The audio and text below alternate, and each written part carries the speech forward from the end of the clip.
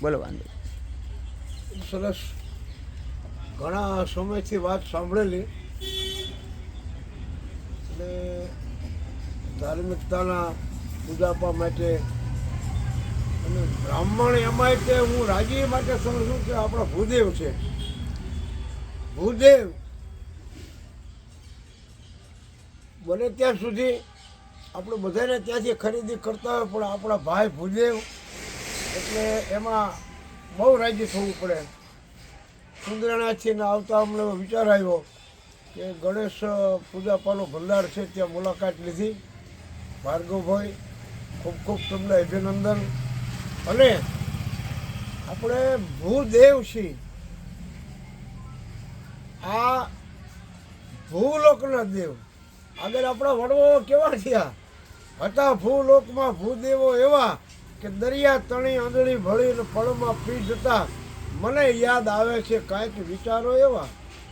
એટલે બ્રાહ્મણ કોઈ દી ક્રોધી ન હોય, બ્રાહ્મણ કોઈ દી લોભી ન હોય, અને બ્રાહ્મણ ઘણું બધું આપે છે અને દેતો આવ્યો છે ને હજુ આપે છે.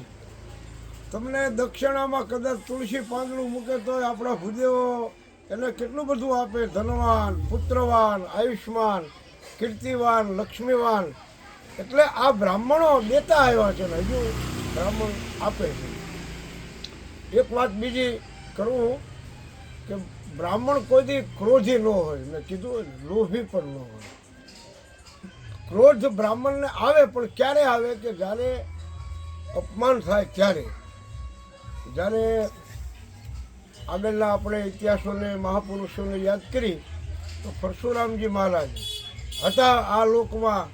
પરશુરામ જેવા કે જ્યારે એને ક્રોધ આવ્યો ત્યારે અપમાન થયું, ત્યારે આ પૃથ્વીને ક્ષત્રિયહીન કરી હતી. નારદજીને ક્રોધ આવ્યો તો ક્રોધાવેશમાં એને ભગવાનને શ્રાપિત કર્યા કે તમે મને સ્ત્રીના વિયોગમાં રોવડાવ્યો તો તમારે આ ધરતી ઉપર અવતાર લેવો પડશે. અને વગર વાંકે તમે મને વાંદરનું મુખ મારું બનાવ્યું. તો હે વિષ્ણુ, હે નારાયણ, હું બ્રહ્માનો પુત્ર નારદ તમને એમ કહું છું કે તમારે આ મૃતલોકમાં અવતાર લેવો પડશે અને મને સ્ત્રીના વિયોગમાં જેમ રોવડાયો એમ તમારે રોવું પડશે. અને વગર વાંકે મારું મુખ તમે વાંદરનું બનાવ્યું. તો જેથી સીતાજીનું હરણ થાય તેથી રામને કોઈ કાયમ નહોતા આવ્યા, તેથી વાંદરા કાયમ આવ્યા હતા. વાંદરા કાયમ આવ્યા હતા. તો હતા ભૂલોકના ભૂદેવો એવા અને દરિયા તણી આંધળી ભળીને પળમાં પી જતા મને યાદ આવે છે કાંઈક વિચારો એવા. જાગો ભૂદેવો હવે, આપણે છે આ પૂર્વનો નાતો. કિશોર કહે છે આંખમાંથી હોય તે આપણે બધું કાઢો. મને યાદ આવે છે કાંઈક વિચારો એવા. હતા ભૂલોકમાં ભૂદેવો એવા દરિયા તણી આંધળી ભળી અને અક્ષત્ય ઋષિ ફળમાં પી જતા. ખૂબ ધન્યવાદ ભાર્ગવભાઈ. અને આપ સુરેન્દ્રનગર આવો ત્યારે ચોક્કસ આવજો.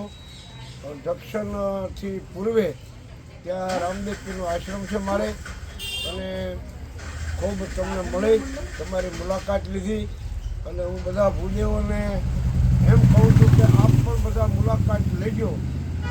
અને હું તો મારી કથામાં જાહેરાત કરીશ કે કોઈ પણ પૂજાનો સામાન લેવો હોય તો આપણે ધંધુકા જવું. અને બીજી શાખા પણ એમની સુરેન્દ્રનગર છે. ખૂબ ધન્યવાદ. જય મહાદેવ. જય મહાદેવ.